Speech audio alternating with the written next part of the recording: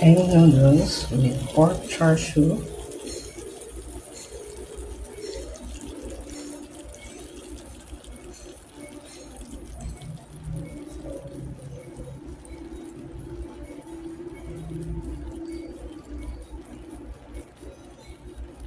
Maglagay tayo ng special na pansit. Ganito ako ng bawang, sibuyas, at konting celery. Yan. Sa konting mantika lang. Ang gagamitin ko dito, yung chicken feet adobo sauce ko, at saka yung ating char siu. Ito yung char siu sauce ko. Ito yung char siu na natira.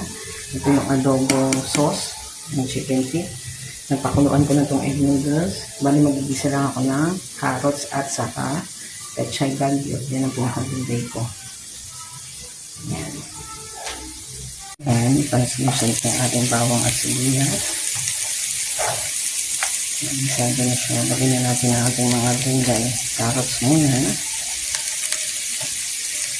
Ito natin.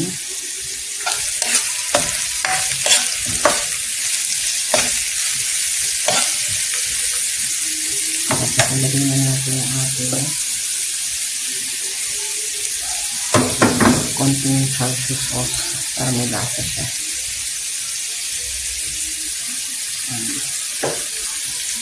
Lagyan na season yung ating char siu sauce. Lagyan na natin yung pechay.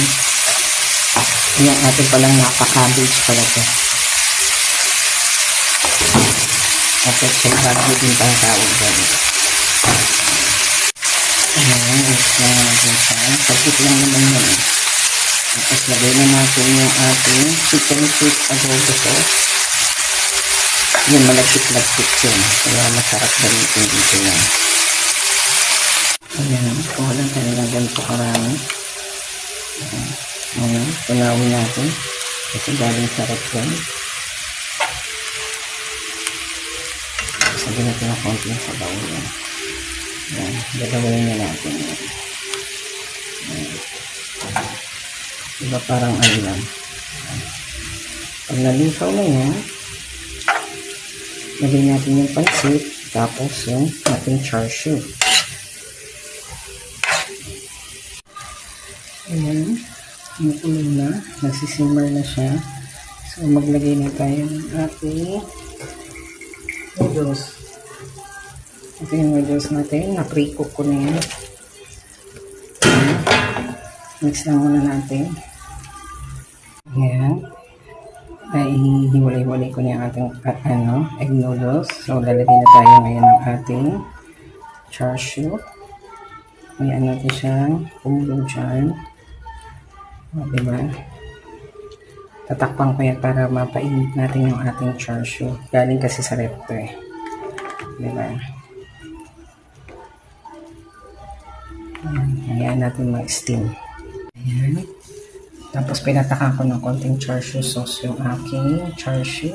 Ayan. Hayaan lang muna natin. Takpan muna natin. Ayan. Ating special pansit. Egg noodles with char siu. Hindi pa masyadong mainit yung ulit yan eh.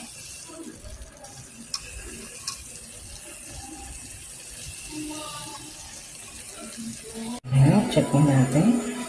Ayan, o. Ayan, tuloy-tuloy na. Sisling na ano na siya. Ayan, steam na. Ayan, may konti pa siyang sauce. I-mix na natin yan.